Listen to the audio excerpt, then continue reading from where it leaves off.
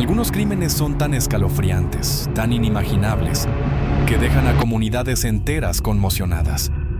Esta es una de esas historias, un relato de inocencia perdida y un oscuro secreto enterrado justo debajo de la superficie.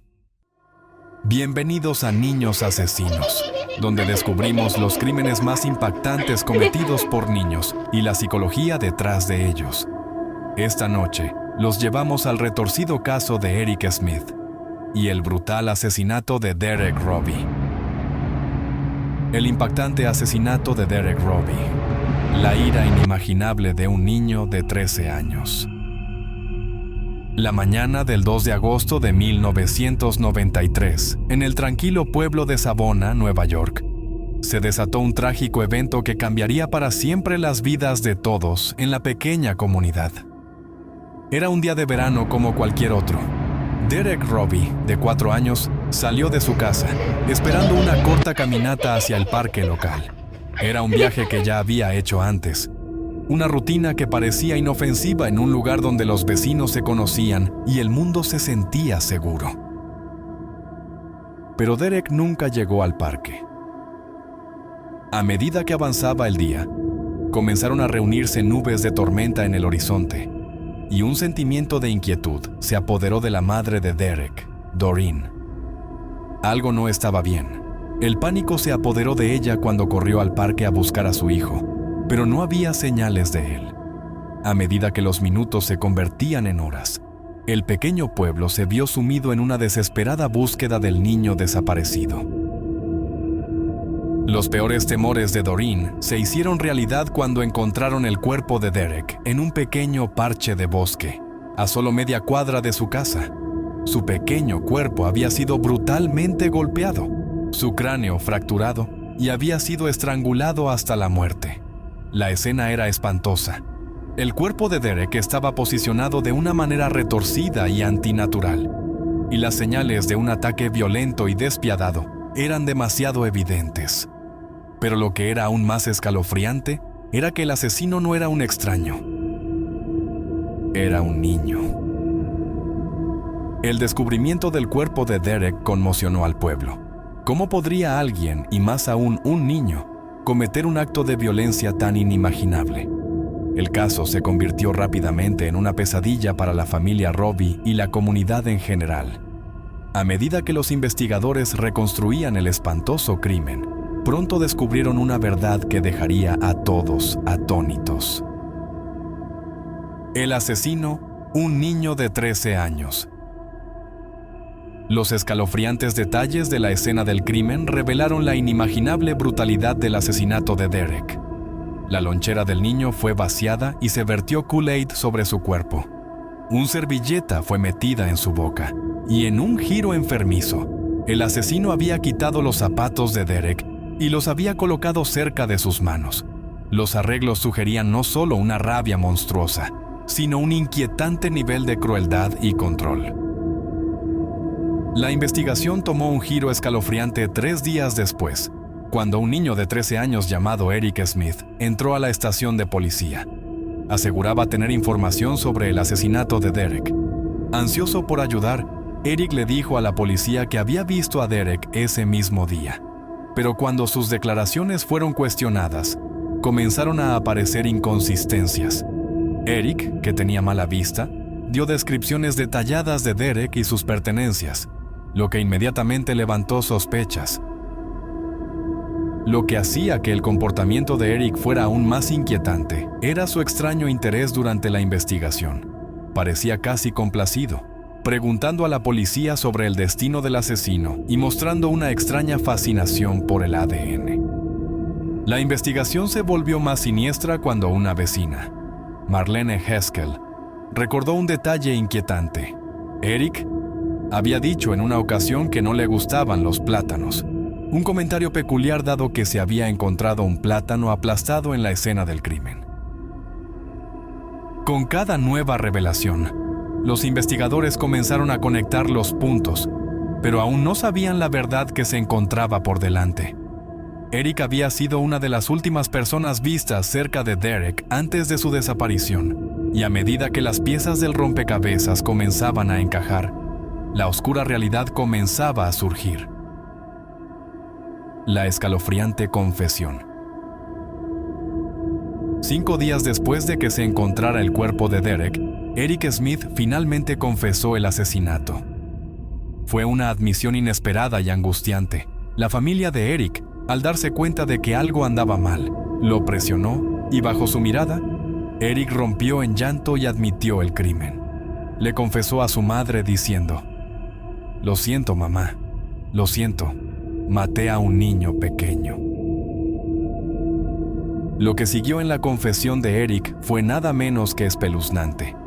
Explicó que después de un día frustrante, se encontró con Derek y por razones que parecían demasiado vagas para comprender completamente, decidió llevarlo al bosque.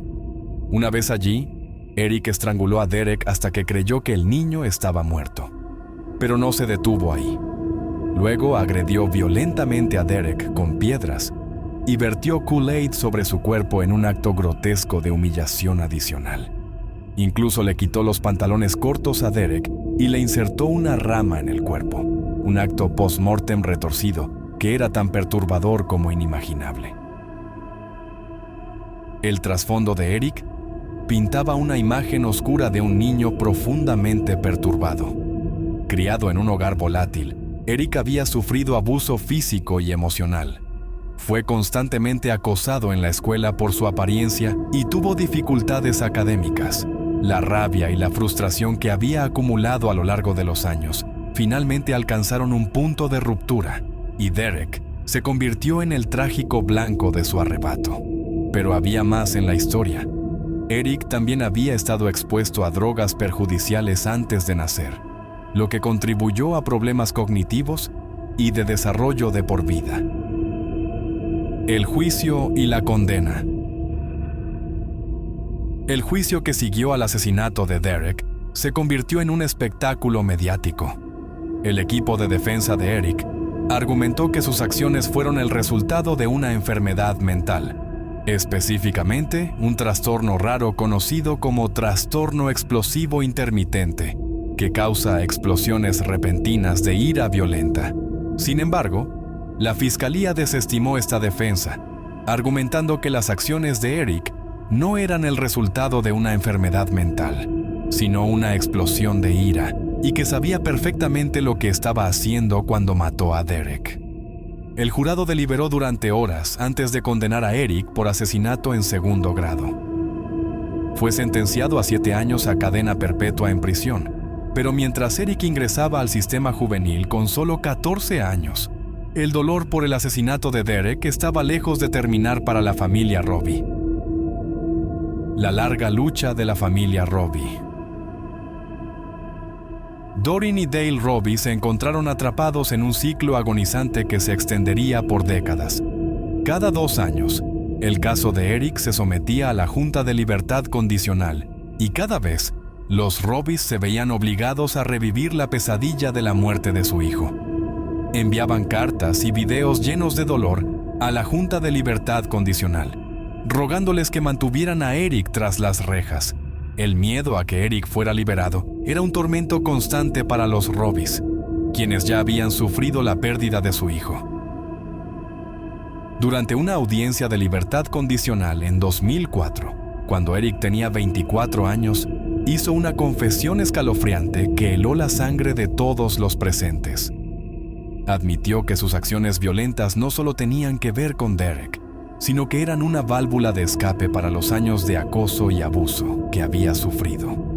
Eric explicó que estrangular a Derek le dio una sensación de poder, algo que nunca había sentido antes en su vida.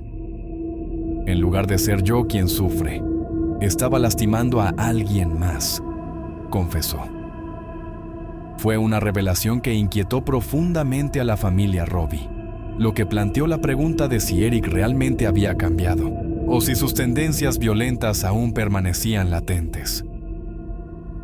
A pesar de sus declaraciones de arrepentimiento y sus esfuerzos por demostrar que se había rehabilitado, la libertad condicional de Eric fue negada una y otra vez. Los Robbies lucharon ferozmente, sabiendo que la memoria de Derek nunca desaparecería, y no podían soportar la idea de que su asesino fuera libre. Cada audiencia de libertad condicional se sentía como un cruel recordatorio de la muerte de su hijo, y la agonía de esperar el día en que Eric pudiera ser liberado nunca cesó. La impactante liberación. Casi 3 décadas después del asesinato de Derek, sucedió lo inimaginable.